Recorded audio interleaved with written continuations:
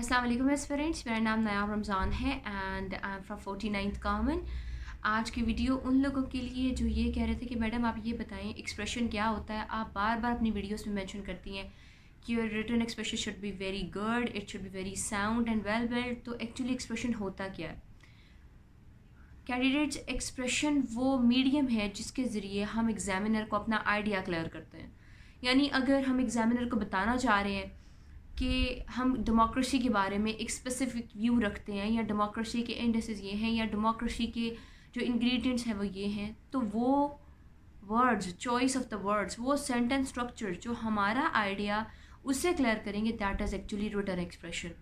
अगर मैं उसे बताना चाह रही हूँ कि इकोनॉमिक क्राइसिस इसलिए ज़्यादा है क्योंकि फॉरेन डायरेक्ट इन्वेस्टमेंट नहीं है, यानी आई एम प्रेफरेबली सेइंग कि foreign direct investment is directly proportional to the economic prosperity of Pakistan. It means कि when foreign direct investment increases, similarly the economic prosperity of the Pakistan increases. ठीक है, ये मेरा एक simple सा sentence होगा जो उसे ये आइडिया करवाएगा कि फॉरेन डायरेक्ट इन्वेस्टमेंट के बढ़ने से इकोनॉमी ऑफ पाकिस्तान जो है वो प्रॉस्पेरिटी की तरफ जाएगी। सिमिलरली रेमिटेंसेस के बारे में भी डेफिनेटली रेमिटेंसेस जो हैं वो भी पाकिस्तान की इकॉनमी में एक अच्छा किरदार अदा करते हैं। जितनी ज़्यादा रेमिटेंसेस होंगी उतनी ज़्यादा पाकिस्तान की इकॉनमी ग्रूम करेगी। अगर मैं बात करूँ सरप्लस की, मैं बात करूँ सर्कुलर डेट्स की, मैं बात करूँ एक्सपोर्ट वैल्यू एडेड प्रोडक्ट्स की, मैं बात करूँ इंपोर्ट की, करंट अकाउंट बैलेंस की, ये तमाम आइडियाज़ इकॉनमी ऑफ पाकिस्तान लिखते हुए मेरे दिमाग में आएंगे कि इकॉनमी ऑफ पाकिस्तान से रिलेटेड टर्मिनोलॉजी सारी यही है कि मैं बात करूँ एक्सपोर्ट्स की, इंपोर्ट्स की बात करूँ, करंट अकाउंट डेफिसिट देखूँ, करंट अकाउंट बैलेंस देखूँ, फॉरेन एक्सचेंज रिजर्व्स को देखूँ, तो ये तमाम जो वर्ड्स होंगे ये सारे के सारे इकॉनमी ऑफ पाकिस्तान से रिलेटेड है। देयरफॉर इसे मैं कहूँगी अपना अपना आइडिया। अब मेरे पास नेक्स्ट टास्क ये होता है कि मैं एग्जामिनर को अपना आइडिया समझाऊँ। एक्चुअली मैंने उसे ये आइडिया देना है कि मैं इकॉनमी ऑफ पाकिस्तान पे अपना ओपिनियन क्या रखती हूँ, या उसका करंट सिनेरियो क्या है, या उसके स्टैटिस्टिक्स क्या हैं, ये सब बातें मैंने एग्जामिनर को समझानी है। सीएसएस के एसे के दौरान सबसे बड़ी बात क्लैरिटी है, यानी उससे आपकी बात बहुत क्लियरली समझ आनी चाहिए। अगर आप कहना चाह रहे हैं कि एक शख्स 50 साल का है और आप उसे मेंशन कर रहे हैं कि एक शख्स जिसका पोता ये है डैश है 50 साल का है, तो एक्चुअली आप फिर उसके ग्रैंड सन को रेफ़र कर रहे होंगे कि ही इज़ 50 ईयर्स ओल्ड, ना कि ग्रैंड फादर को। अब देखिए आप गलती क्या करते हैं, व्हेन यू राइट तो आप कभी भी जो है ना पंक्चुएशन का ख्याल नहीं रखते। जहाँ पे कोमा आना चाहिए वहाँ कोमा नहीं होता, जहाँ कॉलन सेमी कॉलन आने चाहिए वहाँ वो नहीं होते। इससे होता क्या है कि आपका जो आइडिया होता है ना एग्जामिनर को प्रॉपर्ली नहीं पहुँचता, उसे समझ नहीं आता कि आप एक्चुअली कहना क्या चाह रहे हैं। मैं एसेस की वैल्यूएशन के दौरान फील करती हूँ कि एस्पिरेंट्स जो है ना उन्हें ये नहीं पता कि प्रॉपर जो सेंटेंस के पॉजेज़ होते हैं वो कौन से होते हैं। जब आप प्रॉपर पॉजेज़ को मेंशन नहीं करते, जब आप प्रॉपर पंक्चुएशन यूज़ नहीं करते, आपकी ग्रामेटिकल मिस्टेक्स होती हैं, आपकी जो यूसेज ऑफ द ग्रामर है वो करेक्ट नहीं है, तो इसके बाद ये एक्सपेक्ट करना कि वो उसे आपका आइडिया क्लियरली समझ आ जाएगी, ये तो वैसे ही बहुत इनएडिक्वेट सी बात है। अब ये देखें कि जब भी कभी हम एक्सप्रेशन शो करते हैं हमने दो बेसिक बातों का ख्याल रखना है हमेशा अपने इंग्लिश एक्सप्रेशन में। The first is the clarity. Sentence की फॉर्मेशन ऐसे हो कि एग्जामिनर को एडवांस पता चल जाए कि आप किसी भी टॉपिक पर कहना क्या चाह रहे हो। ठीक है, आप क्या कहना चाह रहे हो। आपने बहुत ज़्यादा सीएसपी से सुना होगा, वो हमेशा ये कहते हैं कि क्लैरिटी होनी चाहिए, क्लैरिटी होनी चाहिए। तो क्लैरिटी तभी आएगी जब आप उसे शो करेंगे कि आप कहना क्या चाह रहे हैं, आपका ओपिनियन किसी स्पेसिफिक टॉपिक पे क्या है। For example you are writing an essay, is Pakistan ready for the digital revolution, you have to show your stance कि yes sir Pakistan is ready for the digital revolution और no sir Pakistan is not ready for the digital revolution। और definitely आप yes no directly तो नहीं कह देते, आप एक proper sentence की formation करते हैं और sentence की formation के बाद उसे समझाते हैं कि पाकिस्तान ready है digitalization के लिए या पाकिस्तान is not prepared। अब ये सारी बातें तो मैंने आपको बताई कि आपने clarity कैसे produce करनी। clarity produce करने के लिए आपको करेक्ट यूसेज ऑफ ग्रामर आना चाहिए, करेक्ट यूसेज और प्रॉपर पंक्चुएशन आनी चाहिए। आप अगर डेमोक्रेसी पे ऐसे लिख रहे हैं तो डेमोक्रेसी का जो सेंटेंस है जिसमें आप अपना स्टांस ले रहे हैं या जो पूरे ऐसे में फॉर्म करते हैं, उन तमाम सेंटेंसेस में इतनी क्लैरिटी हो कि उसे आपका स्टांस भी समझ आए और जो क्रिटिकल थिंकिंग आप डिपिक्ट करने की कोशिश कर रहे हैं उसे वो भी समझ आए। This is the first rule of showing the English good English expression. दूसरा, यानी पहली बात तो क्लैरिटी होगी, अपने ऐसे को खुद इवेल्यूएट करके देखें कि क्लैरिटी है या क्लैरिटी नहीं है। अगर आप एक्टिव पैसिव के रूल्स पढ़ लेते हैं, आपको पता है कि एक्टिव केस यहाँ पर होगा या पैसिव केस यहाँ पर होगा, प्रॉपर टेंसेस के रूल्स को पढ़ते हैं, आप देखते हैं कि नाउन क्या है, प्रोनाउन क्या है, जितने भी पार्ट्स ऑफ स्पीच हैं आप उनके जितने भी प्रॉपर रूल्स हैं उन्हें स्टडी करते हैं।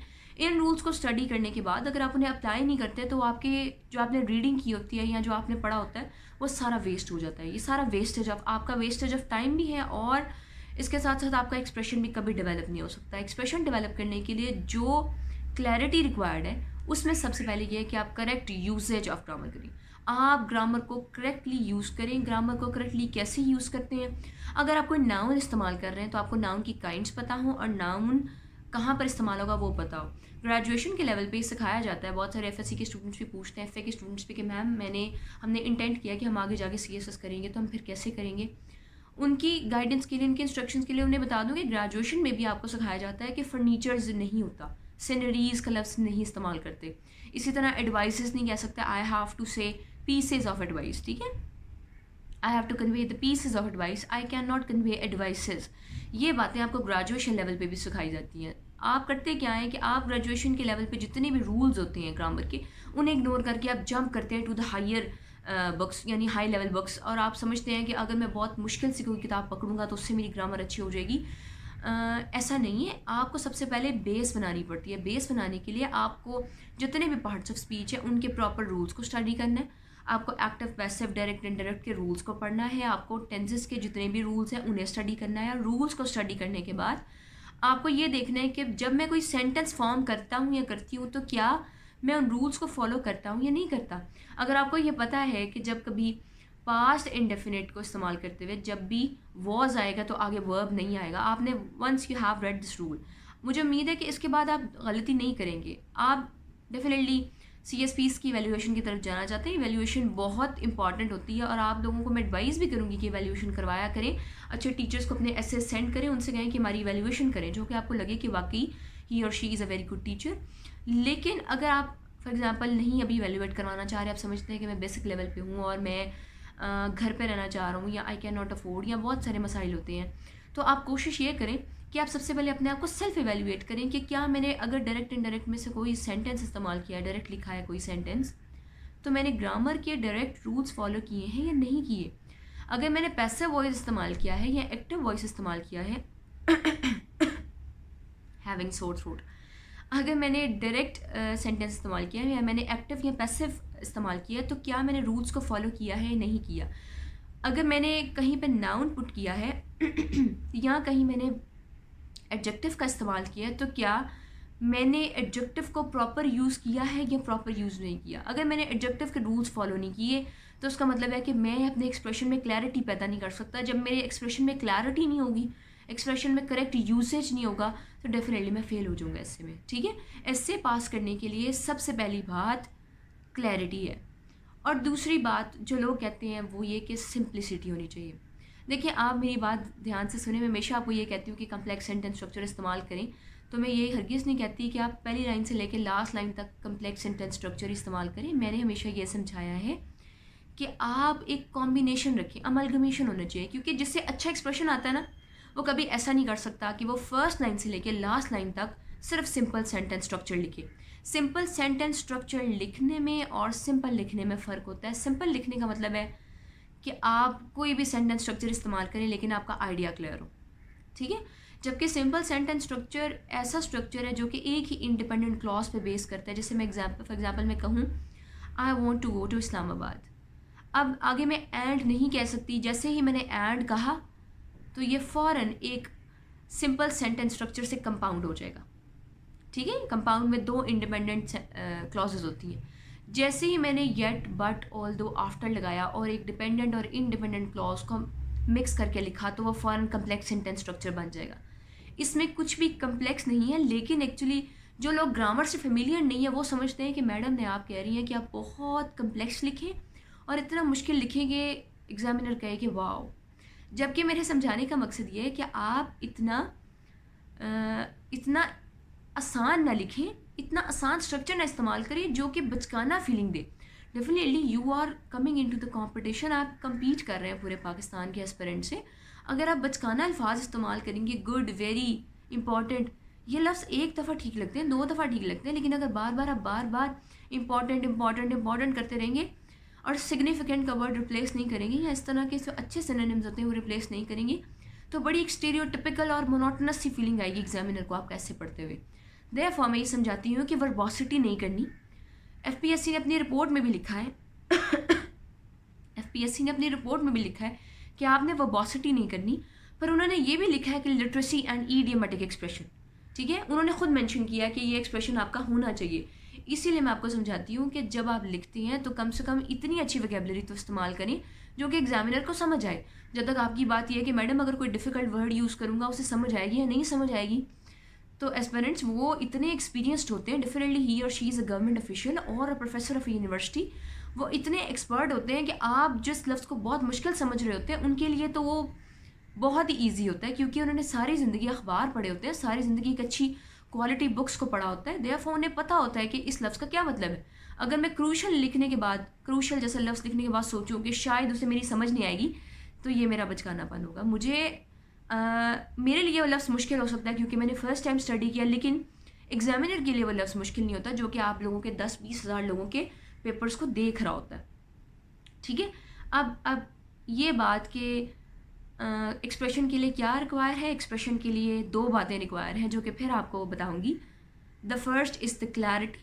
کلیئرٹی تب آئے گی جب آپ کو پراپرلی پنکچویشن استعمال کرتے ہوئے، کریکٹ یوسیج کے ساتھ پراپر ٹرمینالوجی استعمال کرتے ہوئے اپنا آئیڈیا کلیئر کرنا آئے گا.